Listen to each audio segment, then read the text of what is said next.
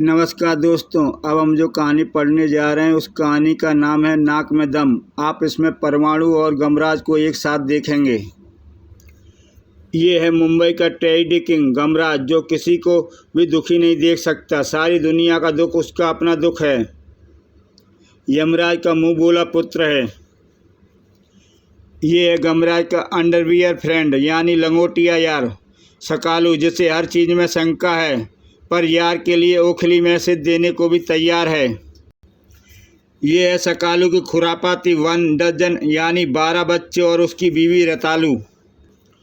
इनसे मिलिए। ये है यमुंडा, यमराज के भैंसे वृषमराज का पुत्र, जो गमराज के आदेश पर किसी भी वाहन में बदल सकता है। ये है परमाणु, दिल्ली का दिल, जिसका मकसद है अपराध और बुराई को जड़ से मिटाना। और ये है परमाणु का असली रूप, इंस्पेक्टर विनय, ड्यूटी पर जिसका पहला कर्तव्य है अब ये मिलकर अपराधियों की और अपराधी मिलकर करेंगे इनकी नाक में दम। ऐसे कौन से माँ बाप होंगे जिनके बच्चों की परीक्षा का रिजल्ट की प्रतीक्षा नहीं होगी। सकालू और उसकी बीवी रतालू को भी थी। आ गए मेरे गृहस्थी की रेल के 12 डिब्बे। पापा, रिपोर्ट कार्ड देखने की शर्त याद है ना? हाँ याद है। जल्दी से अपने अपने रिपोर्ट कार्ड दिखाओ। तो फिर लो, सबसे पहले मेरा रिपोर्ट कार्ड देखो। आए 100 में से 0। क्या करती पापा, इम्तिहान के दिनों में वोल्टेज कम आ रही थी। 0 पावर के बल्ब में पढ़ाई की थी, नंबर भी 0 ही आए।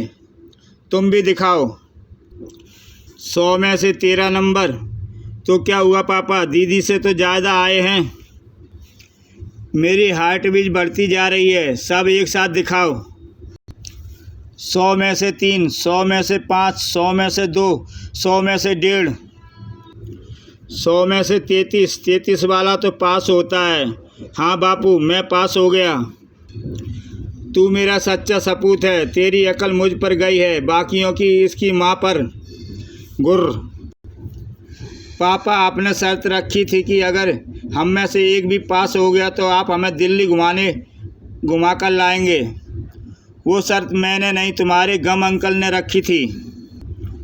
हाँ भाई, मुझे शर्त याद है, इसलिए मैं तैयार होकर आया हूँ। यमुंडा का तैयार है तो हम भी तैयार हैं।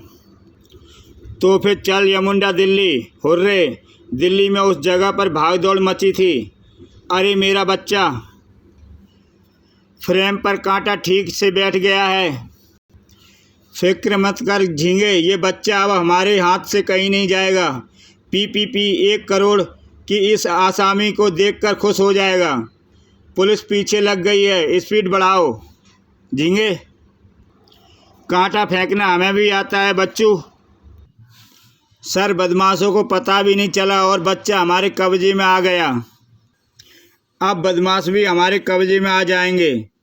जब तक बच्चा हमारे कब्जे में है हमें कोई नहीं पकड़ सकता। झींगा, बच्चा फ्रेम में नहीं है क्या?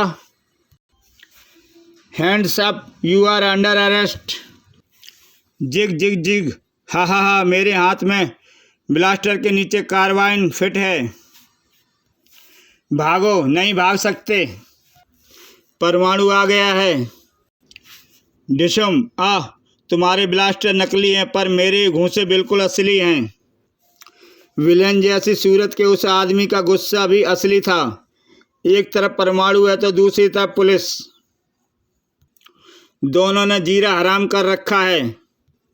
इन दोनों के कारण मैं अपने किसी भी मिशन में सफल नहीं हो पाता। इन दोनों के कारण मेरे अब तक 3 आदमी सीखचों के पीछे पहुंच चुके हैं।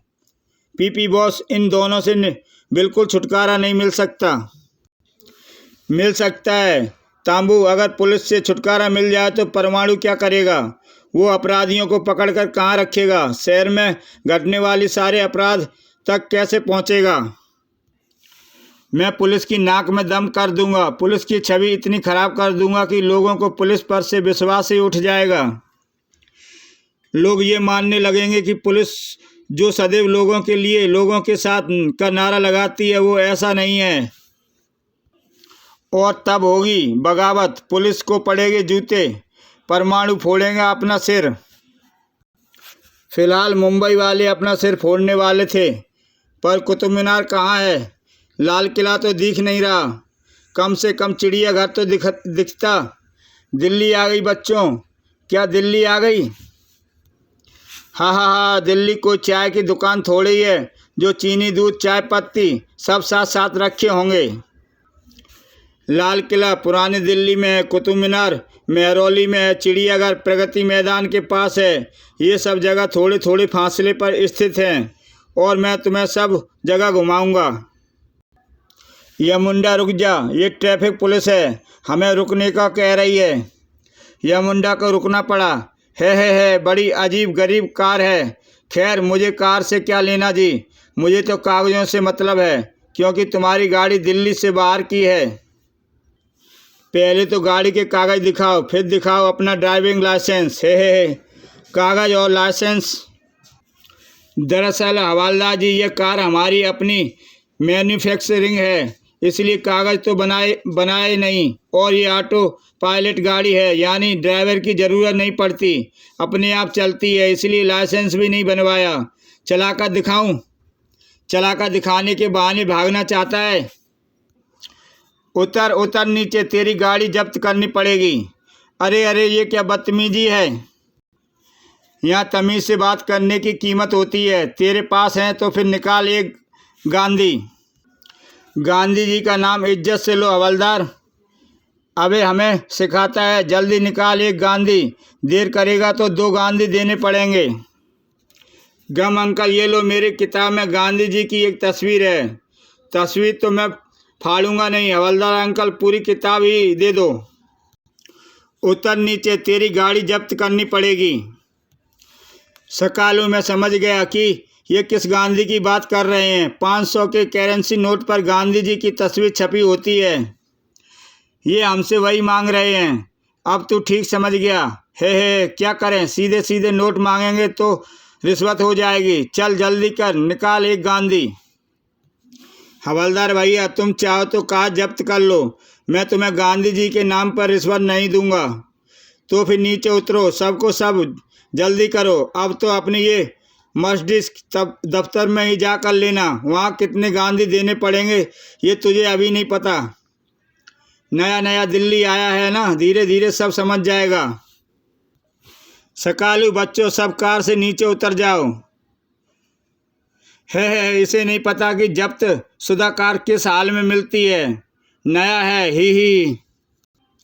गमरा ने चालान की रसीद ले ली। गुरु, ये किस झमेले में फंस रहे हैं? यमुंडा को आदेश दो कि वो गायब हो जाए। तू घबरा मत, मैंने यमुंडा को सब कुछ समझा दिया है, तू देखता जा। गुरु, पतली गली में ये आवाज़ें कैसी आ रही हैं? यमुंडा भ्रष्ट पुलिस वालों को सबक सिखा रहा है कि रिश्वत मांगना अपराध होता है। जल्दी ही बचाओ, भागो। ये कैसी कार है? ये तो मारती है बहू। और फिर क्या हुआ गुरु, तुम अचानक गमगीन क्यों हो गए? दिल्ली पहुंचते ही राजधानी के जख्म दिखने शुरू हो गए हैं सकालू। ये पहला जख्म था जो भ्रष्ट ट्रैफिक पुलिस के रूप में दिखा। हाँ गुरु, पुलिस को भ्रष्ट नहीं होना चाहिए। गुरु, दिल छोटा मत करो, बच्चों को दिल्ली तो घुमाना पड़ेगा। गम अंकल, हम तो बस में बैठेंगे। ठीक है बच्चों, मैंने डबल टैंकर बस का इंतज़ाम कर दिया है, वो देखो। चलो बच्चों, बस में बैठो। सबसे पहले हम कुतुब मीनार देखने चलेंगे। चल यमुंडा, कुतुब मीनार चल। गुरु, वहीं पर हम सबको छोले भटूरे भी खिलाएंगे। बापू, मैं तो पाव भाजी खाऊंगा।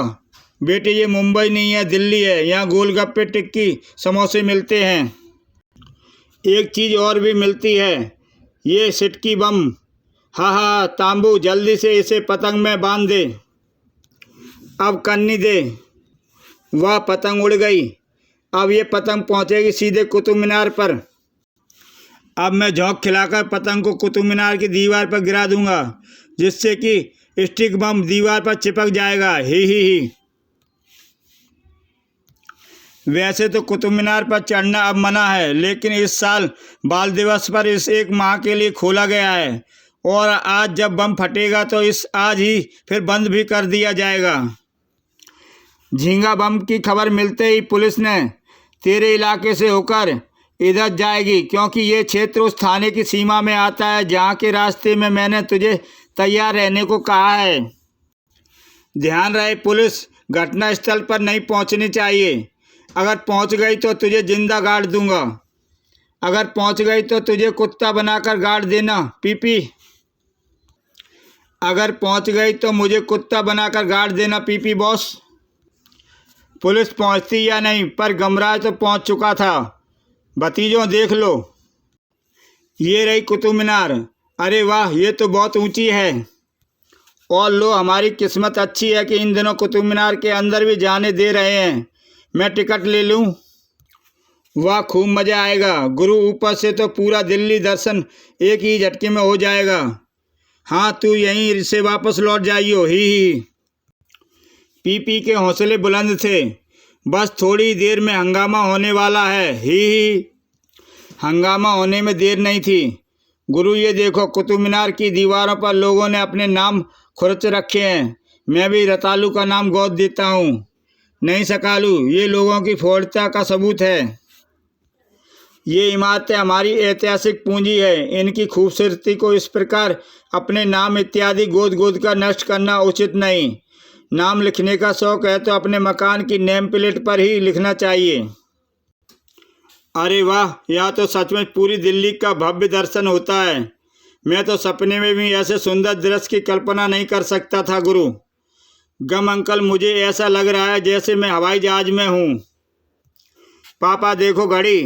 घड़ी का यहाँ क्या काम? टिक टिक टिक। हाँ गुरु, ये घड़ी तो चालू है। घड़ी ऐसी नहीं होती है सकालू। टिक टिक। इसको गौर से देखो, ये तो मुझे टाइम बम लगता है और ये फटने भी वाला है। बम बम बम। इसे दीवार से उतार कर कुतुब मीनार से नीचे फेंक दो। उफ, मैं मोबाइल पर अपने अफसरों को बम की सूचना देता हूँ। उफ, ये तो बहुत बुरी तरह चिपका हुआ है। गुरु, मैं भी दम लगाता हूँ। जोर लगा के ऐसा। अब तो मुझे भी मैदान में आना पड़ेगा।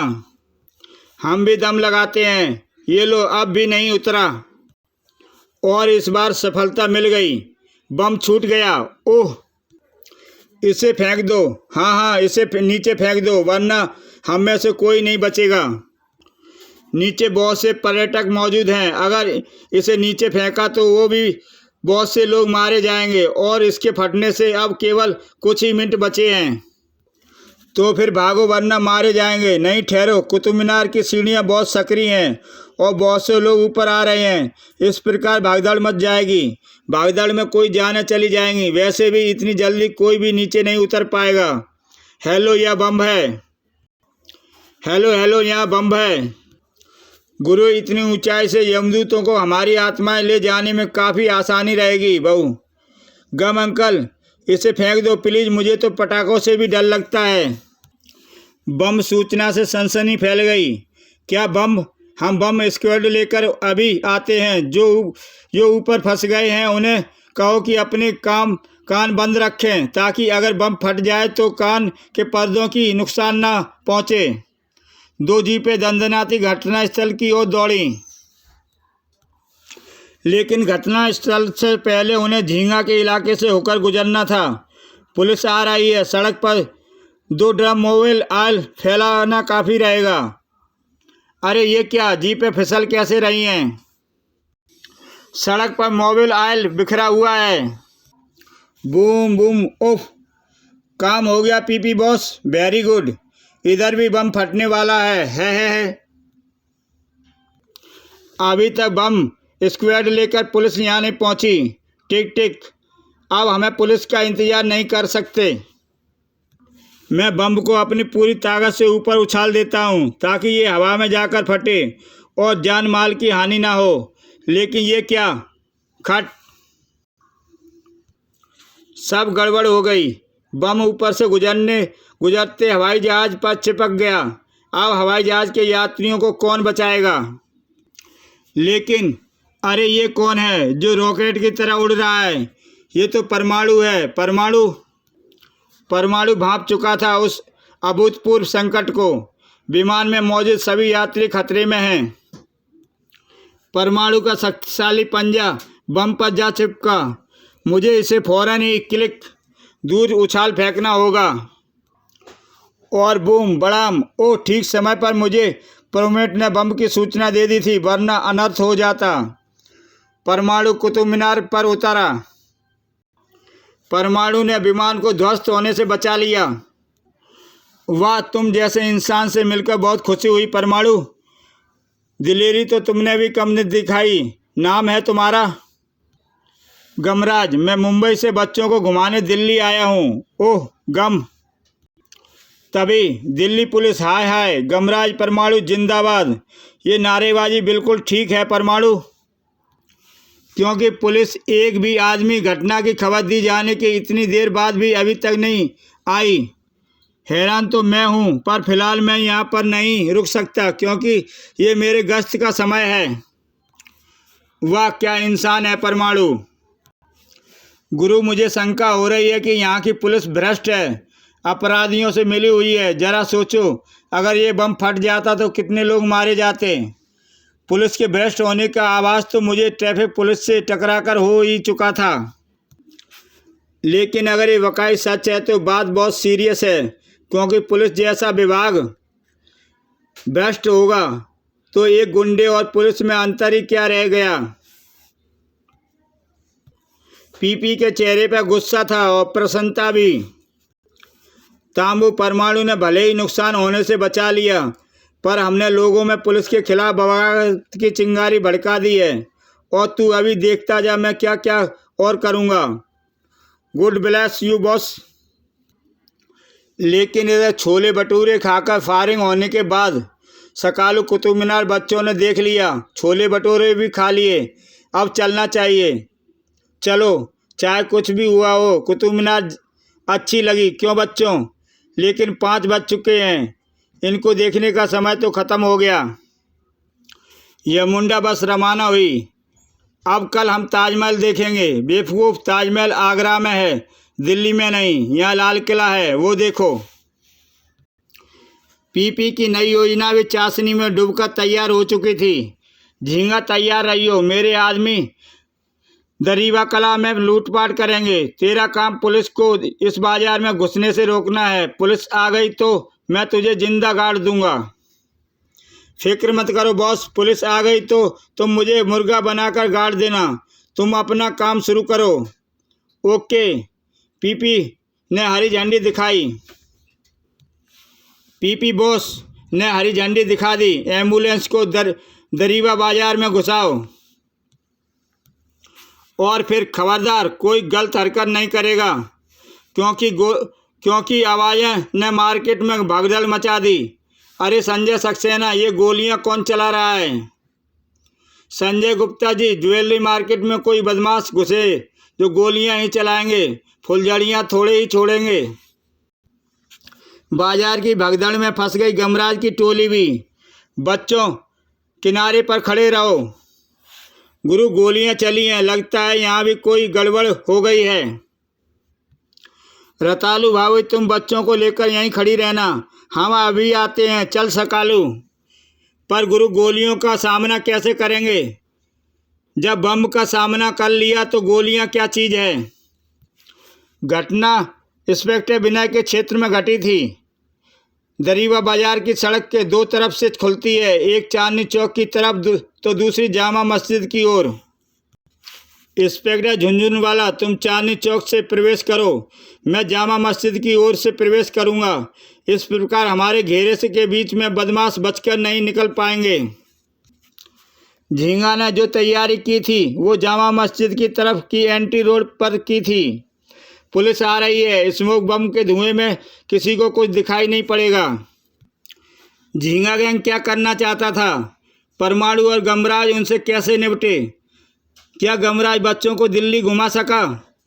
और उनके साथ क्या क्या घटनाएं हुई, इसको जानने के लिए आप देख सकते हैं नाक में दम का दूसरा भाग। क्या परमाणु दिल्ली पुलिस को बदनाम होने से बचा सका? और गमराय और परमाणु झींगा गैंग से कैसे टकराए, जानने के लिए देखें नाक में दम का दूसरा भाग। इसी के साथ दोस्तों ये कहानी समाप्त होती है। जय हिंद दोस्तों।